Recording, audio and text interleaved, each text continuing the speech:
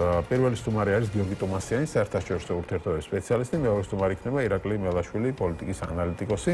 მივესალმები გიორგის, გამარჯობა. გამარჯობა. მადლობა გადაცემაში მონაწილეობისთვის და პირველი დავიწყოთ აი ამ ყაველაშვილის წერილი ტრამპისადმი, როგორ გონია უპასუხებს ტრამპი მას? ახახაც დაბრუნდი მე ვაშინგტონიდან, შეერთებული შტატებში ვიზიტიდან და შემიძლია ძალიან პირდაპირ თქვა, სწორედ იმ შთაბეჭდილებებიდან და საუბრიდან ჩვენს ამერიკელ პარტნიორებთან, რომ მათთვის ეს წერილი სერიოზული არ იქნება. არანაირი აღქმა სერიოზულობის, მიუხედავად იმისა, რომ ცდილობენ გარკვეულწილად თანხმედრაში მოაქციონ ნარატივები და ლოზუნგები, რაღაც ახსენებენ deep states, რომელიც არის სუფთა შიდა ამერიკული საკითხი, ამერიკული ბიუროკრატიის, რომელიც ათეულობით წლის განმავლობაში არ იცვლება ხოლმე, რადგანაც იქ ხელისუფლებების ცვლა არ ნიშნავს ბიუროკრატიული აპარატის შეცვლას და შესაბამისად პრეზიდენტ ტრამპს აქვს გარკვეული ამ მიმართულებით კითხვები და თავისი პოზიცია, ამის ხსენებით, ამის რაღაცნაირად დაკავშირებით ფარულ ძალებთან ტერმინოლოგია შეცვალეს, ხო, გლობალური ომის პარტია ბჭყალებში ახლა deep state-ად ასაღებენ და რაღაც ომის დაწყების საკითხს ასოცირებენ, ხო, მაგალითად. პრეზიდენტი ტრამპი ამას არ აღიქვამს სერიოზულად. რატომ? იმიტომ რომ პრეზიდენტი ტრამპი იყო ვინც ბრძანება გასცა ქართული ოცნების მოკავშირეების ირანში აიათოლას რეჟიმის დაბომბვის.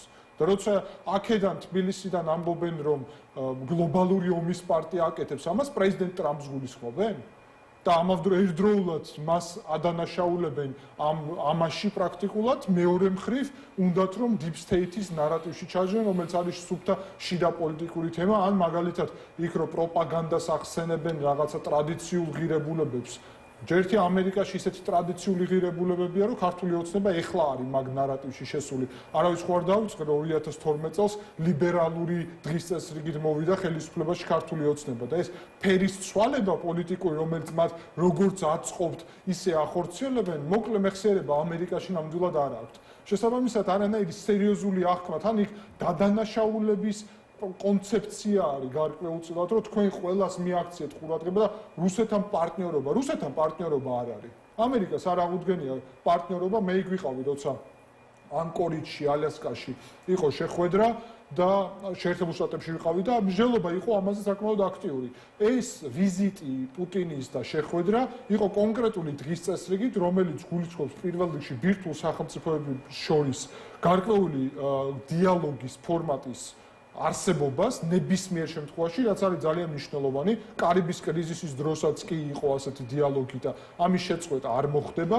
მეორე მხრივ ძალიან გასაგებია, რომ თუ უკრაინის მიმართულებით არ იქნება პერსპექტიული ნაბიჯები მშვიდობის დამყარების კუთხით, ამერიკის შეერთებული შტატები ბოლო დღეების განმავლობაში რამდენიმე პაკეტი უკვე დაამტკიცა უკრაინისთვის. პეტრიოტებს გულისხმობს, სტარლინგს გულისხმობს და მათ შორის ერამის ჭურვებს 3500 ცალის დამტკიცება მოხდა.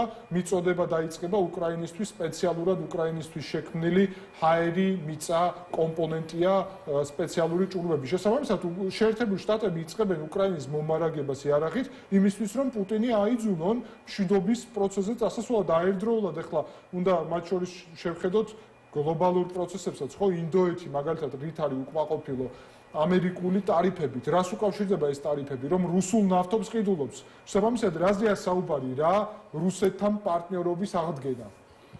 ოცნებას ეშლება, არანაირად რუსეთთან პარტნიორობის აღდგენა არ ხდება, ხოლო რეგიონში რა პროცესიც ხდება, მნიშვნელოვანია. საქართველოს მიმართ არასდროს ექნება შეერთებულ შტატებს ის პოზიცია, რა პოზიციას მას აქვს ავტორიტარულ სახელმწიფოების მიმართ, სადაც შეერთებულ შტატებს აპრიორი ესმის, რომ ამ სახელმწიფოების ბუნება ამ ეტაპზე არის ასეთი, მაგალითად მონარქიებთან. ამიტომ ხო, გასაგებია, მაგრამ აქ ხო ეს საყვედური ახსოვს, სწორედ ეგ არის, რომ რაღაცა ყველასთან დაამყარეო ურთიერთობა ალიევთანაც კიდე ხა ალიევზე დემოკრატები არა ვართო, დაახლოებით ეს იყო პუტინზე დემოკრატები რა ის. აი ახლა ზუსტად მანდ მოვდივართ, რომ ნახეთ შეერთებულ შტატებს ამბიცია არ აქვს იმის, რომ აზერბაიჯანი უნდა იყოს სხვაგვარი ქვეყანა. იმიტომ რომ აზერბაიჯანი ასეთი არის დამოუკიდებლობის დღიდან. შეერთებულ შტატებს იქ არ ჩაუდია ინვესტიცია იმისა, რომ იქ იყოს დემოკრატია. საქართველოს დემოკრატიული სახელმწიფო იყო აპრიორი, საქართველოს შეერთებულ შტატების მოკავშირე იყო, აზერბაიჯანი არასდროს არ ყოფილა. საქართველოს დასავლური ცივილიზაციის ნაწილი არის და მის სწრაფვის ევროკავშირში გაწევრიანებისკენ, ნატოში გაწევრიანებისკენ და ჩვენი მთელი დამოუკიდებლობის ისტორია მაგას უკავშირდება და შეერთებული შტატები ვაშინგტონი არ აპირებს აღიარებას იმისა, რომ ბიძინა ივანიშვილმა გადაწყვიტა და დემოკრატიული ჩვენი გეზი ავტორიტარულით შეცვალა. ამ ცვლილების აღიარება არ მოხდება ზუსტად ეს უკვირს დღეს ოცნებას, რატო არ აღიარებთ ამ რეალობას. ხო და ეს რეალობა რომ თავიდან ავტორიტარული ყოფილიყო და საქართველოს საზოგადოების 80% რომ ყოფილიყო მართლა ანტიევროპულად და ანტიდასავლურად განწყობილი, შეერთებულ შტატებში სხვა პოზიცია ექნებოდა, მაგრამ ამერიკაში ძალიან კარგად იციან, რომ საქართველოს მოსახლეობის აბსოლუტური უმრავლესობა არის ამერიკასთან მოკავშირეობის და ევროპასთან მოკავშირეობის და ევროკავშირში გაწევრიანების მომხრე. და დღეს საქართველოს ეგრეთ წოდებული ხელისუფლება უპირისპირდება საკუთარი ხალხის ქართველი ერის ისტორიულ და დღევანდელ არჩევანს. ხო და დემოკრატია ზუსტად მაგას გულისხმობს ამერიკის პრიზმიდან, რომ ხალხი წყვეტს. თუ ხალხი მართლა შეცვლის ამ პოზიციას, სხვა რამეზე არის საუბარი, მაგრამ სანამ საქართველოს ხალხის არჩევანი რჩება ურყევი, რომ საქართველოში ჩვენ გვინდა დემოკრატია, მაგრამ ამერიკა აქ დიქტატურას ივანიშვილის მეფის ფუნქციის ათვისებას პრაქტიკულად აქ აღიარებას არ აპირებს და უკვირს ეს ოცნებას. რატომ?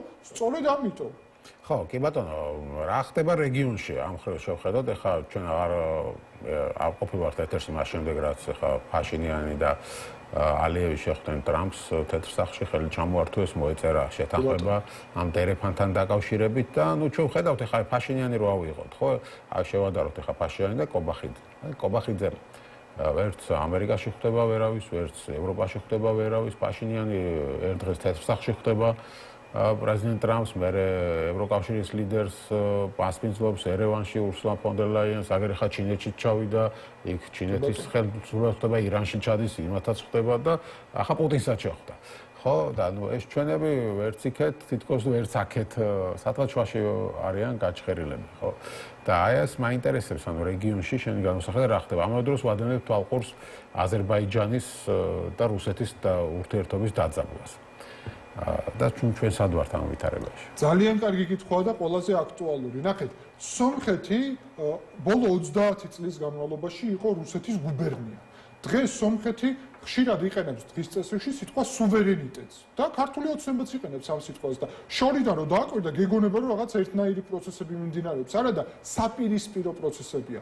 სომხეთის სუვერენიტეტის კონცეფცია დგას რუსეთისგან სუვერენიტეტზე, ანუ რუსეთისგან დამოუკიდებლობაზე. სომხეთი ცდილობს შეერთებულ შტატებთან და ევროპასთან დაახლოებას, კანონი მიიღეს ევროკავშირში გაწევრიანების შესახებ, შეერთებულ შტატებთან სტრატეგიული პარტნიორობა საფრანგეთთან, გაერთიანებულ სამეფოსთან და ტრანზიტული ეს ლოგისტიკური კავშირები, რომელიც გაიხსნება სიუნიქში, ეს მარშრუტი ტრამპის, ეს არ არის დერეფანი, ექსტრატერიტორიული გაგებით, რასაც აზერბაიჯანი ითხოვდა, ეს არის სწორედ მარშრუტი. ეს მარშრუტი 2020 წლის 9 ნოემბრის ცეცხლის შეწყვეტის შეთანხმებით, რომელიც პუტინის შუამავლობით სომხეთსა და აზერბაიჯანს შორის გაფორმდა, იქ უნდა მდგარიყვნენ რუსი ფსბ-ს წარმომადგენლები. სომხეთის მთელი კონცეფცია იმაში იყო, რომ ესმოდა, რომ ეს იქნებოდა ექსტრატერიტორიული ხასიათის, ანუ რუსეთი გააკონტროლებდა ამ კომუნიკაციებს თურქეთსა და აზერბაიჯანს და თურქულ სამყაროს შორის. ამიტომ ეწინააღმდეგებოდა ამას და წაიღო ეს პროექტი რეალურად ვაშინგტონში. და შეძლო მათ შორის თურქეთის და აზერბაიჯანის დარწმუნება იმაში, რომ ეს მიდგომა გაცილებით უფრო მომგებიანი იქნება მათთვისაც. რა გააკეთა საქართველომ ქართული ოცნების პირობებში? ანაკლიის პორტი, რომელიც თავისი მნიშვნელობით არის მსგავსი სტრატეგიული მნიშვნელობის, გადასცა ჩინეთს, ანუ რუსეთის მოკავშირეს. პირდაპირ რუსეთს ვერ გადასცემდნენ ალბათ.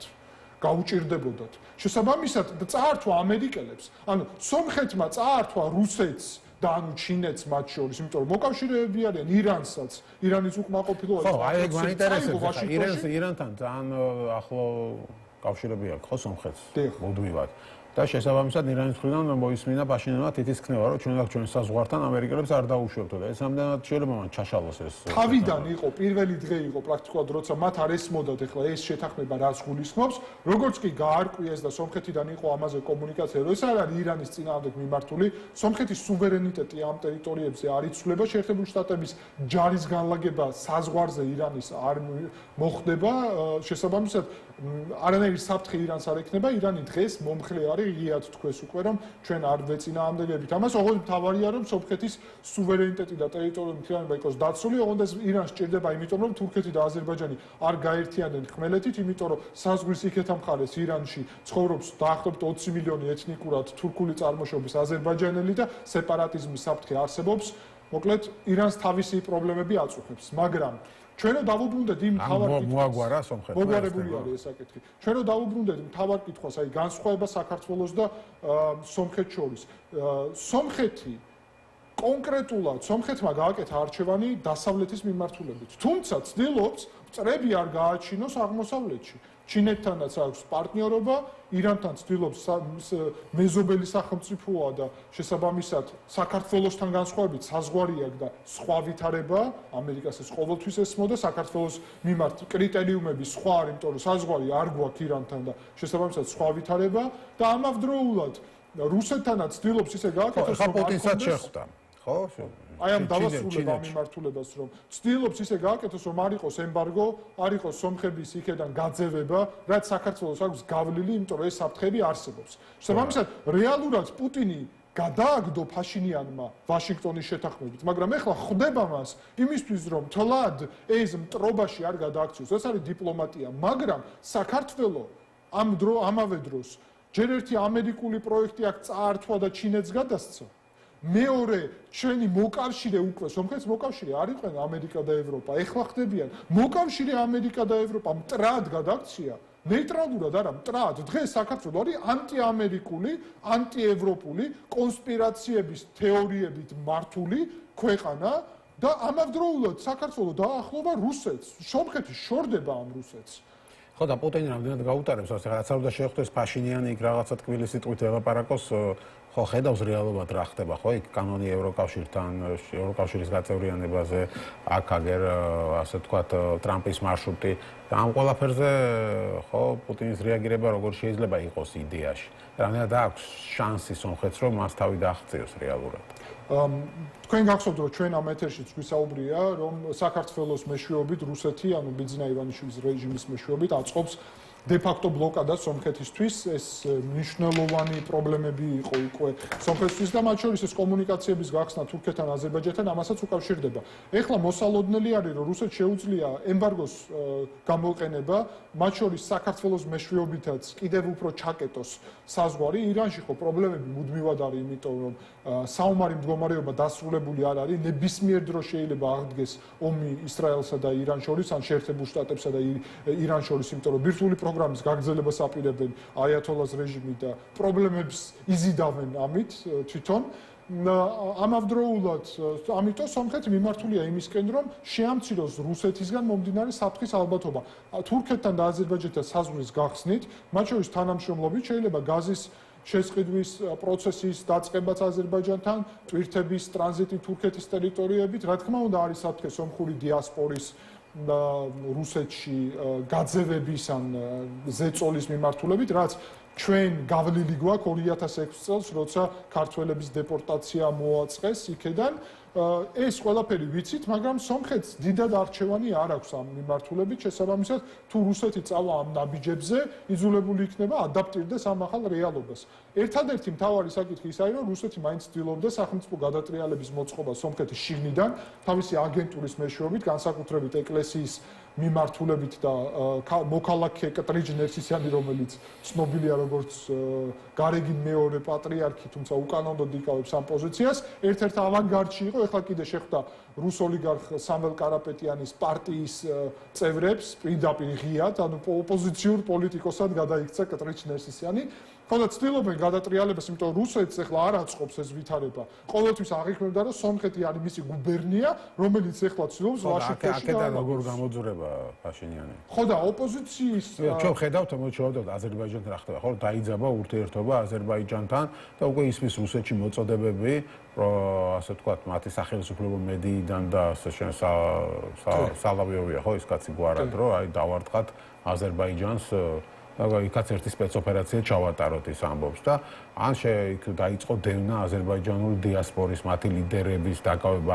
ხო, ამ პროცესს შეიძლება ბევრი ბერკეტი აქვს სამხრეთ ზეწოლისას თვითონ შიგნით რუსეთის. აზერბაიჯანის მიმართულებით, რა თქმა უნდა, სპეცოპერაციას ვერ გარისკავს რუსეთი. სულ მცირე იმიტომ, რომ თურქეთი უდგა ზურგში და თურქეთი დღეს ბირთვული იარაღის კომპონენტს თუ გამოვაკლებთ, რუსეთზე გაცლებით ძლიერია. რუსეთი არის რეალურად ჩიხში შესული უკრაინაში, სადაც სოფლებს იკავებს წლებია უკვე და რეალური წინსვლა არ არის ფუნდამენტური იქ ნებისმიერ დროს იარაღის სათანადო რაოდენობის მიწოდების პირობებში უკრაინაში ფრონტის ხაზზე შეიძლება ვითარება, მაგრამ ამავდროულად სტრატეგიული მარცხის მიმართულებითაც მიდის, იმიტომ რომ მაგალითად უკრაინა ანადგურებს რუსეთის ნავთობ გადამუშავების მთელ ინფრასტრუქტურას, რაც რუსეთს მიიყვანს ნავთობის და ბენზინის კოლაფსამდე ზოგადად. ანუ ეგ უფრო სტრატეგიული მნიშვნელობის ამბავია, ვიდრე რომელიმე სოფლის დაკავება და უკრაინა ემზადება იმისთვის, რომ შეიძლება სულ სხვა ტიპის მარცხი მოუწყოს ეგრეთ წოდებულ ტილში, ანუ შიგნით რუსეთში, რომელსაც რუსებს არასდროს გაცვლა არ ქონდათ, რომ ომის დროს უკრაინაში პრობლემები შეექმნებათ ურალამდე ტერიტორიამდე, იმიტომ რომ ყოველთვის ეგონათ, რომ ომი იქნება უკრაინის ტერიტორიაზე მხოლოდ.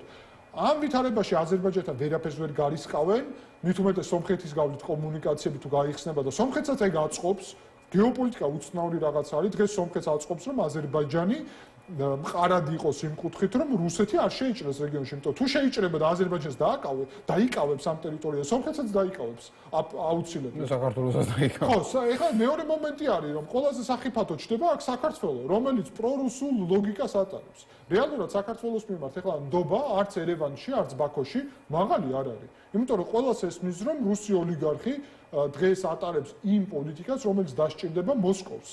არც კომუნიკაციები, ახლა რატო იხსნება ის კომუნიკაციები? მე რა საქართველოს გავლით კომუნიკაციები არის ყველანაირად მზად და გაცილებით უფრო მეტი საშუალება არის აქ, რომ აშენდეს ახალი კომუნიკაციები, მაგრამ არავინ ენდობა ამ პოლიტიკურ ვითარებას.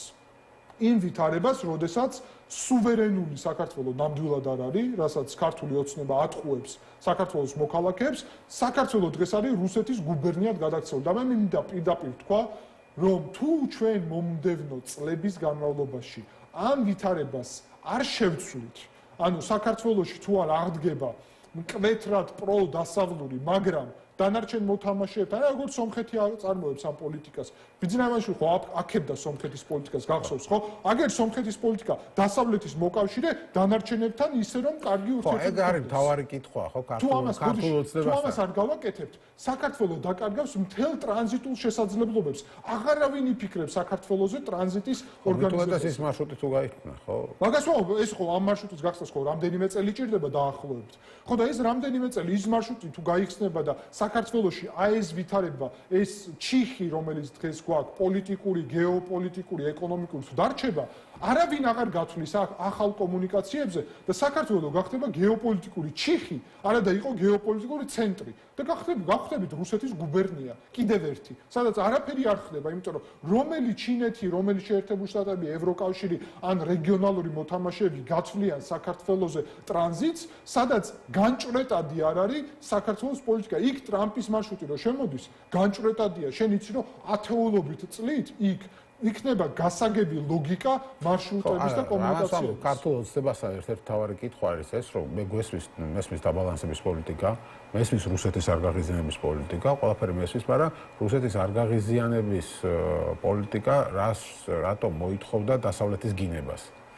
ხო, ან ეს როგორი დაბალანსების პოლიტიკაა, შენ თუ გამოდიხარ და დასავლეთს აგინებ და რაღაც იმას გლობალური ომის პარტიას ეძახი. და მე წერილებს, რომ აი მოდი ახლა შევრიგდეთ და ყველაფერი სუფთაფურთლიდან დავიწყოთ, ხო? ან რანაირად აბალანსებს, შენ თუ იწყებ ევროკავშირის გინებას, მათ მტრებად გამოცხადებას, საუბარსო იმათ უნდა ჩვენი რაღაცა გარყნა, ჩვენი დაღუპვა, ომში ჩართვა და რაღაცა. ანუ ეს არის დაბალანსების პოლიტიკა, მართლა მაინტერესებს არ. მე რა 2012 წლიდან ქართული ოცნება რომ მოვიდა და აი თუ შევხედავთ 2018 გავრილოვამდე პერიოდს რუსეთის გაღიზიანების პოლიტიკა ქონდა ქართულ ოცნებას? არა ნამდვილად. მაგრამ ანტიდასავლური განცხადებები ქონდა ქართულ ოცნებას? არა. პროდასავლური პოლიტიკა ქონდა, კი, ნელ-ნელა მივდიოდით ამ ნაბიჯებით. რა თქმა უნდა, ეხლა უკრაინაში ომი გასაგებია ქართული ოცნების ზოგიერთი წარმომადგენლის ლოგიკა, რომ უკრაინაში ომმა შექმნა ახალი სირთულეები. არავინ არ ამბობს, რომ ამ ომის ფონზე შენ გამომწვევი პოლიტიკა უნდა აწარმოო. კი ბატონო, უნდა დააბალანსო. კი ბატონო, სადღაც უნდა კორექტივები შეიტანო. მაგრამ როცა შენ პოლიტიკა აქცია ანტიდასავლურ პოლიტიკად, ანტიევროპულ პოლიტიკად, რომელიც ეწინააღმდეგება ქართველი ხალხის არჩევანს და პოზიციას, რომელიც ეწინააღმდეგება შენივე წინასაარჩევნო ყველანაირ დაპირებას, კონსპირაციებით მართავ ქვეყანას და ამის უკან დგას ერთადერთი საკითხი. ბატონ ბიძინას უნდა, რომ მისი აქ მუდმივი ხელისუფლება აღიარონ და მუდმივი არაფერი არის ბატონო ბიძინა. არც სააკაშვილის ხელისუფლება იყო მუდმივი, არც შევარდნაძის, არც გამსახურდიასი, არც საბჭოთა ხელისუფლება, არც ერთი ხელისუფლება და 13 წელი აქ ხელისუფლებაში ხართ. გასაგებია ყველაფერი, მაგრამ მუდმივი მეფედ აღიარება არ მოხდება საქართველოში, ეგეთი წესწყობილება არ არის და ეთყობა საქართველოდან მაგიტო ეხლა ჩრდილოეთ კორეის მოწყობა უნდა ნახეთ, სომხეთი და აზერბაიჯანი მტრები პირდაპირ გაგებით, სადაც ომის სისხლი და რა ხდებოდა, ეხლა რიგდებიან შანხაიში, მაგალითად ფაშინიანი შეხვდა ალიევს, ერდოღანს და ასე შემდეგ, ჩვენთან ქართველი პოლიტიკოსები, შეიძლება ითქვას, პროკურატურა მაგალითად, დღეს ქართულ არასამთავრობო ორგანიზაციებს ანადგურებს. უკაცრავად, მაგრამ სომხები და აზერბაიჯანელები, როცა ამ სირთულების ფონზე ლაგდებიან, ქართველი ქართველთან რატომ მტრობს? ეს არის მშვიდობა? ეს არის, ესე იგი, დაპირებული ქართული ოცნების გარკვეული მშვიდობა? რანაირი მშვიდობა არის? შენ ქვეყანაში თუ არ გაქვს მშვიდობა? რა მშვიდობაზეა? შენი სამოქალაქო საზოგადოება, შენ შიგნით ყოფი ის და მოდით უკან წავიდეთ და ვნახოთ. ქართული ოცნება თანამშრომლობდა ამ სამოქალაქო საზოგადოებასთან? ნამდვილად თანამშრომლობდა. რა შეიცვალა? ქართულ ოცნებაში შეიცვალა, რაც შეიცვალა. გასაგებია, მადლობა.